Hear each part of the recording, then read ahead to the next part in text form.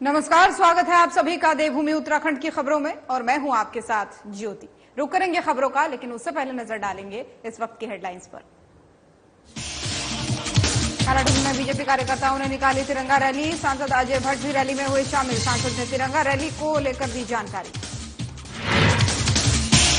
रामगढ़ में किया गया तिरंगा रैली का आयोजन। प्राचार्य डॉक्टर संध्या गढ़कोटी ने रैली को किया रवाना। इस अवसर पर स्कूली बच्चों ने चलाया स्वच्छता अभियान। देहरादून में जिलाधिकारी सोनिका का जनता दरबार में आई 103 शिकायतें। अधिकारियों को दिए शिकायतों को गंभीरता से निस्तारण करने के निर्देश।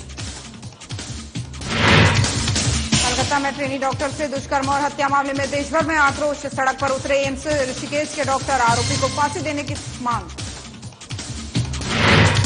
हरिद्वार में चेकिंग अभियान के दौरान बदमाशों और पुलिस के बीच मुठभेड़। एक बदमाश के पैर पर लगी गोली। घायल बदमाश को पुलिस ने किया गिरफ्तार। और चलिए शुरुआत करेंगे खबरों की। कांग्रेस के पूर्व नेता प्रतिपक्ष गोविंद सिंह के बयान को लेकर अब बवाल मच गया है। पूर्व नेता प्रतिपक्ष के विरोध में ओबीसी समाज उतर गया है, जिसके बाद से यादव समाज के लोगों ने कांग्रेस के पूर्व नेता प्रतिपक्ष डॉक्टर गोविंद सिंह का पुतला दहन किया है। आपको बता दें कि नेता प्रतिपक्ष डॉक्टर गोविंद सिंह का पुतला दहन किया गया।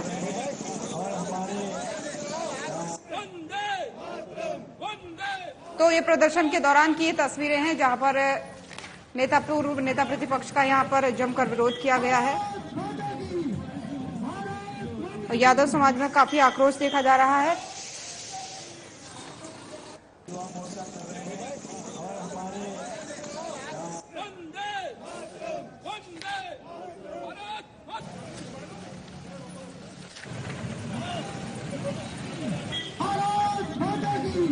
तो ये तस्वीरें आपको दिखा रहे हैं स्वतंत्रता दिवस के अवसर को, इसके उत्साह को दोगुना करने के लिए इस बार देश भर में हर घर तिरंगा यात्रा का आयोजन किया जा रहा है और उसी दौरान की ये तस्वीरें आपको दिखा रहे हैं। वही कालाढूंगी में भी बीजेपी कार्यकर्ताओं ने नैनीताल सांसद अजय भट्ट और कालाढूंगी विधायक बंशीधर भगत की मौजूदगी में तिरंगा यात्रा की विशाल रैली निकाली है। आपको बता दें कि तिरंगा यात्रा में सैकड़ों की संख्या में बीजेपी कार्यकर्ता और आम जनता ने बढ़ चढ़कर हिस्सा लिया है। इस दौरान नैनीताल सांसद अजय भट्ट ने कहा कि हर घर तिरंगा यात्रा को प्रधानमंत्री नरेंद्र मोदी के आह्वान पर पूरे देशवासियों ने स्वयं ही समर्थन दिया है। सभी लोग पूरे उत्साह के साथ तिरंगे का सम्मान करते हुए यात्रा निकाल रहे हैं। सभी लोग अपने घरों में तिरंगा लहरा रहे हैं। इसी के साथ ही उन्होंने सभी देशवासियों को स्वतंत्रता दिवस की हार्दिक शुभकामनाएं भी दी हैं।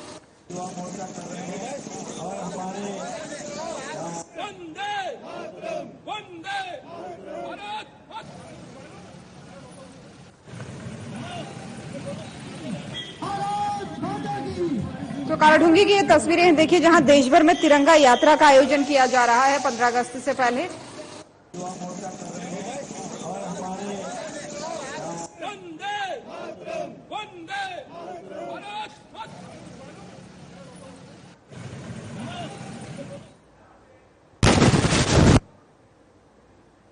और वहीं देश भर में 15 अगस्त से पहले लगातार अलग अलग जगहों पर तिरंगा रैली निकाली जा रही है और इसी कड़ी में जो है रामगढ़ में भी इसका आयोजन किया गया, जहां पर राजकीय महाविद्यालय रामगढ़ नैनीताल में तिरंगा रैली का आयोजन किया गया और इस तिरंगा रैली को प्रभारी प्राचार्य डॉक्टर संध्या गढ़कोटी के द्वारा महाविद्यालय परिसर से रवाना किया गया है।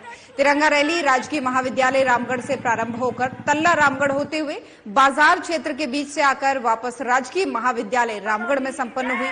आपको बता दें कि छात्र छात्राओं ने तल्ला रामगढ़ में स्थित प्राकृतिक जलधारे और नदी में स्वच्छता अभियान चलाया है और प्राकृतिक जल स्रोत के आसपास छायादार और फलदार पौधों का रोपण भी किया है। वहीं स्कूली बच्चों ने प्राकृतिक जलधारे के आसपास प्लास्टिक, पॉलीथीन, कांच और खरपतवार, जंगली घास को उखाड़ा और नागरिकों से आह्वान किया कि वे जलधारे के आसपास न स्वयं गंदगी करें और न ही किसी और को करने दें। रैली में छात्र छात्राओं ने भारत माता की जय के नारों से पूरे रामगढ़ को गुंजायमान कर दिया। वहीं प्राचार्य डॉक्टर संध्या गढ़कोटी ने शहीदों को श्रद्धांजलि देते हुए छात्र छात्राओं से आह्वान किया कि वो शहीदों की शहादत को नमन कर उन शहादतों के बारे में आम समाज और आने वाली पीढ़ी को त्याग के फलस्वरूप प्राप्त हुई आजादी का महत्व समझाएं।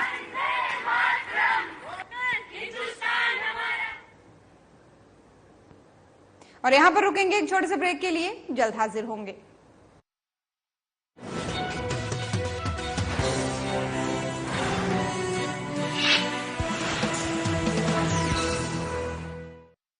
भारत विकास भी और विरासत भी जिस मंत्र के साथ आगे बढ़ रहा है, उत्तराखंड उसका प्रखर उदाहरण है। प्रधानमंत्री नरेंद्र मोदी के मार्गदर्शन और मुख्यमंत्री पुष्कर सिंह धामी के नेतृत्व में उत्तराखंड ने ऐतिहासिक उपलब्धि हासिल की है। साल 2023-24 के एसडीजी इंडेक्स में उत्तराखंड ने देश में प्रथम स्थान प्राप्त किया है। संयुक्त राष्ट्र ने धरती पर बेहतर जीवन, संसाधनों के सतत उपयोग और मानव कल्याण के लिए सतत विकास के 17 लक्ष्य तय किए हैं। इन्हीं लक्ष्यों की कसौटी पर उत्तराखंड का शानदार प्रदर्शन जारी है। अपनी कल्याणकारी नीतियों के चलते साल 2020-21 के इंडेक्स में उत्तराखंड जहां चौथे स्थान पर था, आज वो पहले स्थान पर पहुंच गया है। इकोलॉजी और इकोनॉमी में बेहतर समन्वय के साथ उत्तराखंड सरकार विकसित उत्तराखंड के भाव पर खरी उतर रही है। इसी का परिणाम है कि क्लीन एनर्जी, स्वच्छ पेयजल की उपलब्धता और पर्यावरण संरक्षण में किए गए कामों को नीति आयोग ने जमकर सराहा है। स्वच्छ ऊर्जा के क्षेत्र में उत्तराखंड ने 100% अंक हासिल करते हुए अचीवर स्टेट का दर्जा प्राप्त किया है। शिक्षा, स्वास्थ्य, आर्थिक विकास और गरीबी उन्मूलन में उठाए गए सरकार के प्रयासों के सकारात्मक परिणाम दिखने लगे हैं। राज्य सरकार ने गांव के साथ साथ शहरी क्षेत्रों के समग्र और संतुलित विकास पर विशेष ध्यान दिया है। उद्योगों और नवाचार के क्षेत्र में रोजगार के बेहतर मौके सृजित किए जा रहे हैं। बेहतर आर्थिक नीति, सफल इन्वेस्टर समिट, सेतु का गठन, इंफ्रास्ट्रक्चर का विस्तार, नई टूरिज्म पॉलिसी जैसे दूरदर्शी कदमों के सहारे उत्तराखंड समृद्धि की तरफ तेजी से आगे बढ़ रहा है। सतत विकास में नंबर 1 उत्तराखंड, सशक्त उत्तराखंड, समृद्ध उत्तराखंड। प्रधानमंत्री नरेंद्र मोदी के मार्गदर्शन एवं मुख्यमंत्री पुष्कर सिंह धामी के कुशल नेतृत्व में उत्तराखंड सक्षम एवं सशक्त राज्य के रूप में आगे बढ़ रहा है। संपूर्ण समावेशी विकास के लक्ष्य को हासिल करने के लिए चलाई जा रही योजनाओं में सुधार करने और उन्हें जन जन तक पहुंचाने का काम तेजी से किया जा रहा है। स्वच्छ ईंधन, बेहतर जीवन पर आधारित यह योजना एक धुआं रहित ग्रामीण भारत की परिकल्पना साकार करती है। विशेषकर गरीबी रेखा से नीचे रह रही महिलाओं को रियायती एलपीजी कनेक्शन उपलब्ध कराने का लक्ष्य निर्धारित किया गया है। इस योजना को मुख्यमंत्री पुष्कर सिंह धामी के कुशल नेतृत्व के साथ आगे बढ़ाया जा रहा है। प्रधानमंत्री उज्ज्वला योजना में आर्थिक रूप से कमजोर परिवारों को मुफ्त में गैस कनेक्शन दिया जाता है। इतना ही नहीं, पूरे साल महिलाएं एलपीजी गैस का ही उपयोग करें, इसके लिए उन्हें सब्सिडी पर गैस सिलेंडर दिए जाते हैं। मैं कुमारी बूंदी उत्तराखंड की निवासी हूँ। तो उज्ज्वला के अंतर्गत फ्री में गैस मिला है, जिससे मुझे खाना बनाने में आसानी हो गई है। धुएं के कारण आंखों से परेशानी होती थी आंखों में। प्रधानमंत्री जी और मुख्यमंत्री जी का तहे दिल से धन्यवाद करती हूँ। इसके साथ ही कनेक्शन लेने पर 1600 रुपए की आर्थिक सहायता भी दी जाती है, ताकि वह गैस कनेक्शन से जुड़ी अन्य जरूरी चीजें भी खरीद सके। अब तक प्रदेश में कुल 4 लाख से अधिक गैस कनेक्शन दिए जा चुके हैं। भारत सरकार द्वारा घरेलू गैस सिलेंडर पर प्रति सिलेंडर 200 रुपए की सब्सिडी तथा गैस रिफिल पर प्रति गैस सिलेंडर 400 रुपए की सब्सिडी दी जा रही है। प्रदेश में इस योजना से एलपीजी के उपयोग में वृद्धि हो रही है और स्वास्थ्य संबंधी विकार, वायु प्रदूषण एवं वनों की कटाई को कम करने में मदद मिल रही है। योजना सुचारू रूप से कार्यान्वित हो, इस पर प्रदेश सरकार द्वारा पूरा ध्यान रखा जा रहा है तथा इसकी नियमित मॉनिटरिंग भी की जा रही है। स्वच्छ, पारदर्शी और प्रभावी गवर्नेंस का दिख रहा है धरातल पर परिणाम। धामी सरकार, मजबूत इरादे, पूरे होते वादे। आज भारत विकास भी और विरासत भी जिस मंत्र के साथ आगे बढ़ रहा है, उत्तराखंड उसका प्रखर उदाहरण है। प्रधानमंत्री नरेंद्र मोदी के मार्गदर्शन और मुख्यमंत्री पुष्कर सिंह धामी के नेतृत्व में उत्तराखंड ने ऐतिहासिक उपलब्धि हासिल की है। साल 2023-24 के एसडीजी इंडेक्स में उत्तराखंड ने देश में प्रथम स्थान प्राप्त किया है। संयुक्त राष्ट्र ने धरती पर बेहतर जीवन, संसाधनों के सतत उपयोग और मानव कल्याण के लिए सतत विकास के 17 लक्ष्य तय किए हैं। इन्हीं लक्ष्यों की कसौटी पर उत्तराखंड का शानदार प्रदर्शन जारी है। अपनी कल्याणकारी नीतियों के चलते साल 2020-21 के इंडेक्स में उत्तराखंड जहां चौथे स्थान पर था, आज वो पहले स्थान पर पहुंच गया है। इकोलॉजी और इकोनॉमी में बेहतर समन्वय के साथ उत्तराखंड सरकार विकसित उत्तराखंड के भाव पर खरी उतर रही है। इसी का परिणाम है कि क्लीन एनर्जी, स्वच्छ पेयजल की उपलब्धता और पर्यावरण संरक्षण में किए गए कामों को नीति आयोग ने जमकर सराहा है। स्वच्छ ऊर्जा के क्षेत्र में उत्तराखंड ने 100% अंक हासिल करते हुए अचीवर स्टेट का दर्जा प्राप्त किया है। शिक्षा, स्वास्थ्य, आर्थिक विकास और गरीबी उन्मूलन में उठाए गए सरकार के प्रयासों के सकारात्मक परिणाम दिखने लगे हैं। राज्य सरकार ने गांव के साथ साथ शहरी क्षेत्रों के समग्र और संतुलित विकास पर विशेष ध्यान दिया है। उद्योगों और नवाचार के क्षेत्र में रोजगार के बेहतर मौके सृजित किए जा रहे हैं। बेहतर आर्थिक नीति, सफल इन्वेस्टर समिट, सेतु का गठन, इंफ्रास्ट्रक्चर का विस्तार, नई टूरिज्म पॉलिसी जैसे दूरदर्शी कदमों के सहारे उत्तराखंड समृद्धि की तरफ तेजी से आगे बढ़ रहा है। सतत विकास में नंबर 1 उत्तराखंड, सशक्त उत्तराखंड, समृद्ध उत्तराखंड।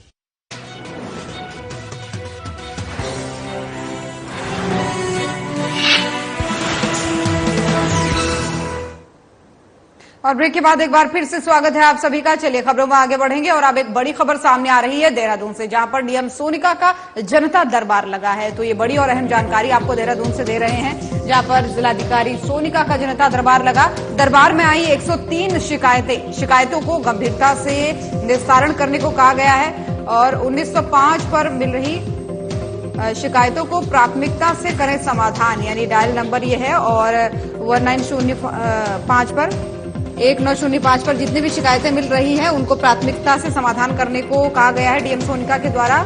तो शिकायतकर्ताओं से भी संवाद करने को कहा गया है। भूमि सीमांकन और निर्विवाद विरासतन के मामलों को जल्द निपटाएं। ग्राम समाज और सरकारी भूमि की शिकायतों पर शीघ्र ले संज्ञान। सरकारी भूमि को रखे अतिक्रमण मुक्त।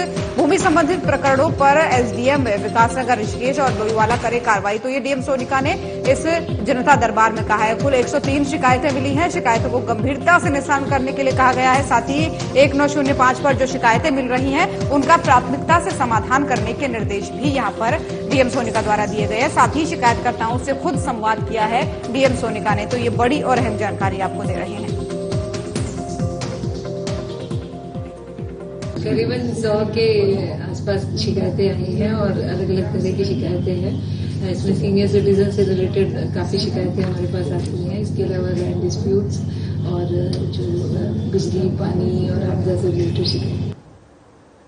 और कलकत्ता में ट्रेनी डॉक्टर के साथ मारपीट और दुष्कर्म के बाद से हत्या के मामले में एम्स के डॉक्टर भी अब भड़क गए हैं। डॉक्टरों ने एम्स से त्रिवेणी घाट तक जुलूस निकाला और सरकार से ट्रेनी डॉक्टर के साथ मारपीट, दुष्कर्म और हत्या वाले आरोपी को फांसी देने की सजा और डॉक्टरों की सुरक्षा के लिए कानून बनाने की मांग की है। वहीं मांग पर ध्यान नहीं दिए जाने पर डॉक्टरों ने सरकार को विरोध प्रदर्शन के साथ ही लंबी हड़ताल पर जाने की चेतावनी भी दे दी है। डॉक्टरों का कहना है कि जब तक सुरक्षा नहीं मिलेगी तब तक ड्यूटी करना मुश्किल है। आपको ये भी बता दें कि कलकत्ता के एक अस्पताल में महिला ट्रेनी डॉक्टर के साथ दुष्कर्म और हत्या का मामला पूरे देश में छाया हुआ है और देश में जगह जगह जो है डॉक्टर कार्य बहिष्कार कर विरोध अपना जता रहे हैं। और इसी कड़ी में ऋषिकेश एम्स के डॉक्टर भी सड़क पर नजर आए और डॉक्टरों ने एम्स से त्रिवेणी घाट तक जुलूस निकाल करके अपना विरोध भी जताया है।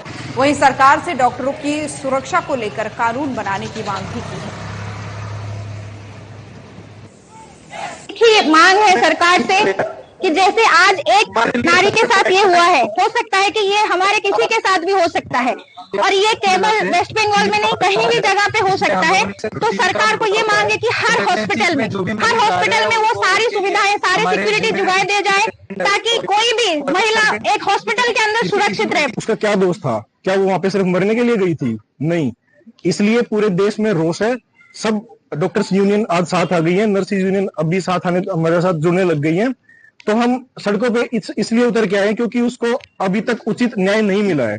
आवाज को दबाया गया है, सुसाइड करार नाम देके उसको सिर्फ आवाज को दबाया गया है।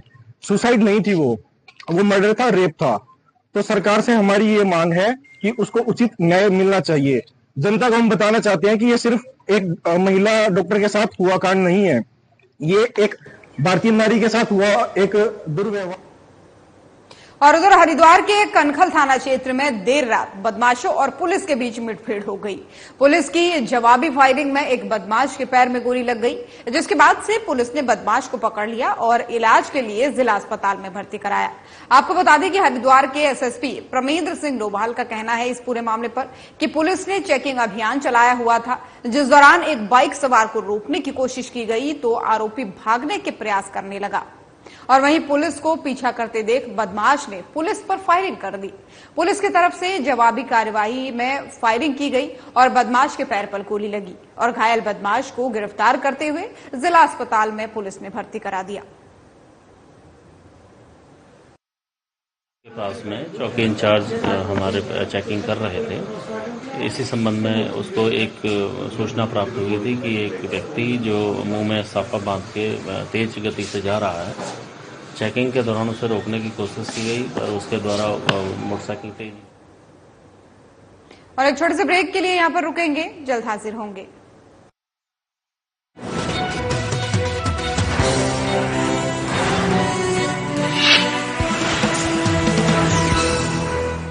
भारत विकास भी और विरासत भी जिस मंत्र के साथ आगे बढ़ रहा है, उत्तराखंड उसका प्रखर उदाहरण है। प्रधानमंत्री नरेंद्र मोदी के मार्गदर्शन और मुख्यमंत्री पुष्कर सिंह धामी के नेतृत्व में उत्तराखंड ने ऐतिहासिक उपलब्धि हासिल की है। साल 2023-24 के एसडीजी इंडेक्स में उत्तराखंड ने देश में प्रथम स्थान प्राप्त किया है। संयुक्त राष्ट्र ने धरती पर बेहतर जीवन, संसाधनों के सतत उपयोग और मानव कल्याण के लिए सतत विकास के 17 लक्ष्य तय किए हैं। इन्हीं लक्ष्यों की कसौटी पर उत्तराखंड का शानदार प्रदर्शन जारी है। अपनी कल्याणकारी नीतियों के चलते साल 2020-21 के इंडेक्स में उत्तराखंड जहां चौथे स्थान पर था, आज वो पहले स्थान पर पहुंच गया है। इकोलॉजी और इकोनॉमी में बेहतर समन्वय के साथ उत्तराखंड सरकार विकसित उत्तराखंड के भाव पर खरी उतर रही है। इसी का परिणाम है कि क्लीन एनर्जी, स्वच्छ पेयजल की उपलब्धता और पर्यावरण संरक्षण में किए गए कामों को नीति आयोग ने जमकर सराहा है। स्वच्छ ऊर्जा के क्षेत्र में उत्तराखंड ने 100% अंक हासिल करते हुए अचीवर स्टेट का दर्जा प्राप्त किया है। शिक्षा, स्वास्थ्य, आर्थिक विकास और गरीबी उन्मूलन में उठाए गए सरकार के प्रयासों के सकारात्मक परिणाम दिखने लगे हैं। राज्य सरकार ने गांव के साथ साथ शहरी क्षेत्रों के समग्र और संतुलित विकास पर विशेष ध्यान दिया है। उद्योगों और नवाचार के क्षेत्र में रोजगार के बेहतर मौके सृजित किए जा रहे हैं। बेहतर आर्थिक नीति, सफल इन्वेस्टर समिट, सेतु का गठन, इंफ्रास्ट्रक्चर का विस्तार, नई टूरिज्म पॉलिसी जैसे दूरदर्शी कदमों के सहारे उत्तराखंड समृद्धि की तरफ तेजी से आगे बढ़ रहा है। सतत विकास में नंबर 1 उत्तराखंड, सशक्त उत्तराखंड, समृद्ध उत्तराखंड।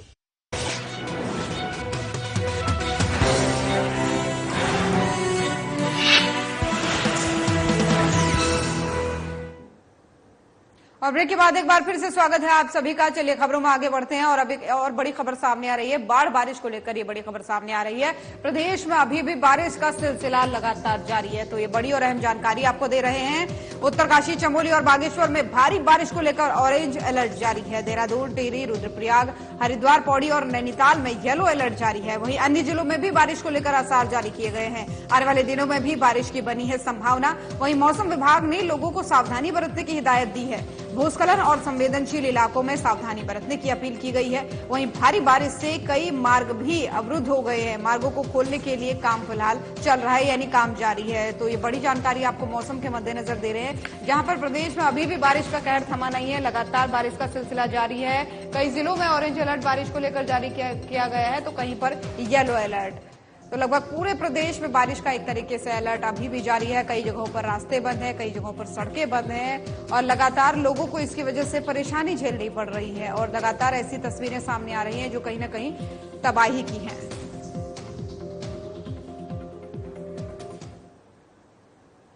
और इसी खबर पर ज्यादा जानकारी के साथ कमल शर्मा, ब्यूरो चीफ उत्तराखंड से हमारे साथ फोन लाइन पर जुड़ गए हैं। कमल जी, जानना चाहेंगे क्या कुछ हालात बने हुए हैं, क्योंकि लगातार बारिश का दौर चल रहा है, थमने का नाम नहीं ले रहा है, तो क्या कुछ वहां पर भी हालात बने हुए हैं?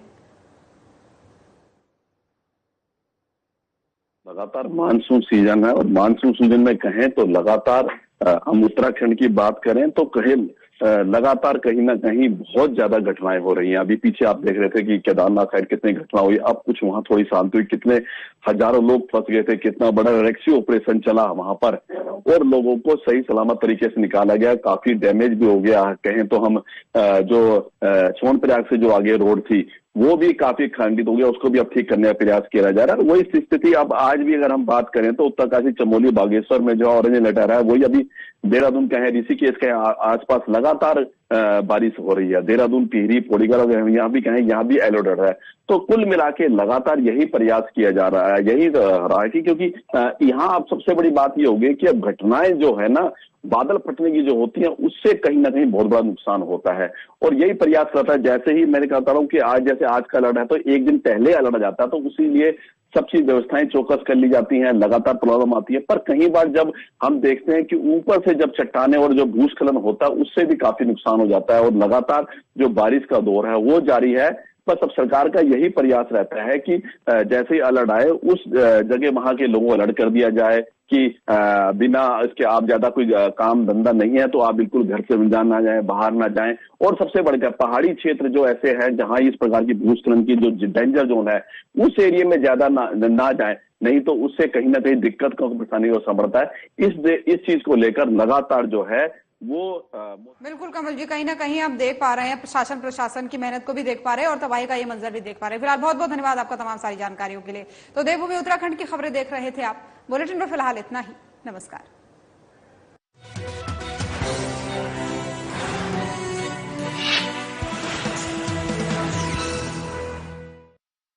मंत्री नरेंद्र मोदी के